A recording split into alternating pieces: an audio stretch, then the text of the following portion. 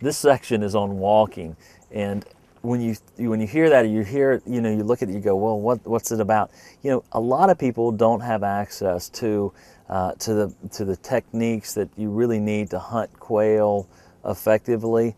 And so sometimes you have just a great opportunity just to walk. You can take your dog with you, or you can walk along a hedgerow or an area that in the past has held quail, and just walk. Having a dog with you really will help better your chances of getting the game itself. But sometimes if you just want to get away and walk along the edges, it's a great time to try to jump a quail. What we've done in the past is we would walk along an area just like this, and of course you'd have your gun and your dog with you. If you didn't have a dog, that's fine too.